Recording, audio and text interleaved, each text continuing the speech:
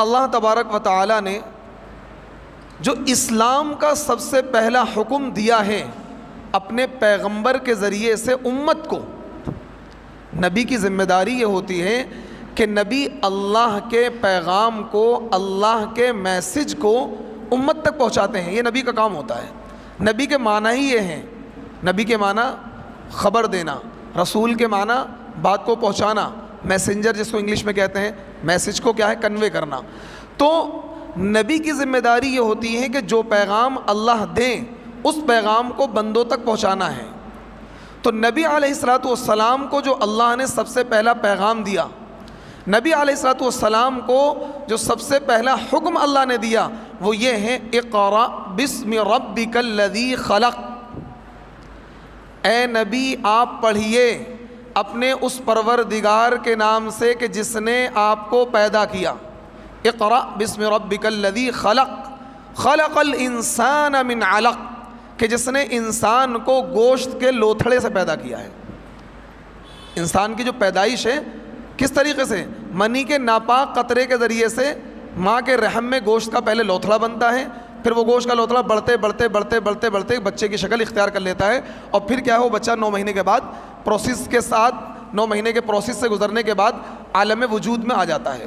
تو اللہ کہہ رہا ہے اقرأ پڑھیے، یعنی اسلام کا جو سب سے پہلا حکم ہے ہمیں اور آپ کو، وہ نماز کا نہیں ہے، وہ زکوٰۃ کا نہیں ہے، وہ حج کا نہیں ہے، وہ عمرہ کرنے کا نہیں ہے.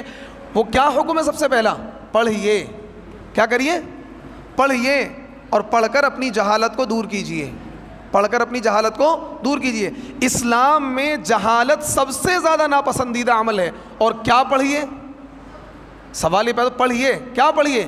اس چیز کا تعارف بھی، اس چیز کے بارے میں بھی رب نے بتلا دیا. اقرأ بسم ربک الذی خلق، اپنے اس پروردگار کے نام سے پڑھیے کہ جس نے پیدا کیا ہے.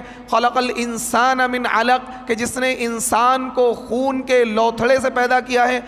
اقرأ وربک الاکرم الذی علم بالقلم، یعنی اقرأ وربک الاکرم، اور آپ اپنے معزز اور مکرم پروردگار کے نام سے پڑھیے. اور وہ چیزیں اللہ نے سکھلائی. علم الانسان ما لم يعلم، اللہ تعالیٰ نے انسان کو وہ چیز سکھلائی جو وہ نہیں جانتا تھا. جو چیز انسان نہیں جانتا تھا وہ چیزیں اللہ نے سکھلائیں. تو یہاں پر جو اسلام کا سب سے پہلا حکم آیا ہے وہ کیا آیا ہے؟ پڑھنے کا حکم آیا ہے. سب سے پہلی آیات تمام محدثین، مفسرین، فقہاء، علماء سب کے نزدیک قرآن پاک کی جو سب سے پہلی آیات نازل ہوئی ہیں وہ یہ آیات ہیں جن کو میں پڑھ کر سنا رہا ہوں. نبی علیہ الصلوۃ والسلام غار حرا میں موجود تھے، جبریل امین تشریف لائے اور یہ کہا اقرأ پڑھیے. اللہ کے نبی نے کہا ما انا بقاری، میں پڑھا ہوا نہیں ہوں. پھر انہوں نے کہا اقرأ پڑھیے، انہوں نے کہا ما انا بقاری، میں پڑھا ہوا نہیں ہوں. حضرت جبریل نے اللہ کے نبی کو کیا سینے سے لگایا، زور سے بھینچا. اللہ کے نبی کہتے ہیں اس زور سے بھینچا کہ مجھے بڑی تکلیف ہوئی، بڑی شدت کی تکلیف ہوئی. تو پھر کیا ہے اللہ کے نبی سے اقرأ، پھر اللہ کے نبی کہا ما انا بقاری، میں پڑھا ہوا نہیں ہوں. چوتھی مرتبہ پھر کیا سینے سے لگایا، زور سے بھینچا اللہ کے نبی کو، اور اپنے سینے سے لگا کر پھر کہا اقرأ پڑھیے. پھر اللہ کے نبی نے کہا اقرأ بسم ربک الذی خلق خلق الانسان من علق اقرأ وربک الاکرم الذی علم بالقلم، یعنی علم الانسان ما لم يعلم. اللہ تعالیٰ نے انسان کو قلم کے ذریعے سے لکھنا اور پڑھنا سکھایا، تعلیم دی، اور انسان کو وہ چیزیں بتا دی جو انسان کو نہیں آتی تھی. جب ہم ماں کے پیٹ سے پیدا ہوئے تھے تو ہمیں کچھ آتا تھا؟ ننگے پیدا ہوئے تو روتے ہوئے آئے تھے. روتے ہوئے آئے تھے کہ کہاں سے کہاں بلا لیا ہمیں، روتے ہوئے آئے تھے نا. اور پھر اللہ نے سب کچھ سکھایا ہمیں کھانا، ہمیں پینا، ہمیں اٹھنا اور بیٹھنا، کپڑے پہننے، اور حتیٰ کہ اتنا سکھا دیا کہ یہ انسان اتنا اعلیٰ اور اشرف بن گیا کہ آسمانوں پر اس نے کمندیں ڈال دی. کیا ہے؟ آسمانوں کی سیر و سیاحت کر رہا ہے. تو یہ اللہ کا کمال ہے نا، اللہ نے ہمیں لکھنا پڑھنا سکھایا. لیکن دیکھیے قرآن کیا کہتا ہے اقرأ بسم ربک الذی خلق، آپ پڑھیے اپنے اس پروردگار کے نام سے کہ جس نے آپ کو پیدا کیا ہے، یعنی ہمیں وہ علم پڑھنا ہے کہ جس میں رب کا تعارف ہو، رب کی پہچان ہو، اور رب کے بارے میں یہ بتلایا جائے کہ ہمارا رب کون ہے، ہمارا خالق کون ہے، ہمارا مالک کون ہے، ہمارا آقا کون ہے، ہمارا معبود کون ہے، ہمارا مشکل کشا کون ہے۔ ہمیں وہ پڑھائی پہلے پڑھنی ہے۔ اس سے یہ بات لازم نہیں آتی کہ دنیا کی جو ایجوکیشن ہے وہ بھی بے انتہا ضروری ہے، اس سے انکار نہیں ہے۔ دنیا کی ایجوکیشن سے پہلے، دنیا کی تعلیم سے پہلے اپنے مذہب کی تعلیم ضروری ہے، اپنی مذہب کی تعلیم ضروری ہے۔ یعنی ہمیں وہ علم سیکھنا ہے، ہمیں وہ علم سکھانا ہے، ہمیں وہ علم پڑھانا ہے، ہمیں وہ علم پڑھنا ہے کہ جس میں رب کا تعارف ہونا چاہیے۔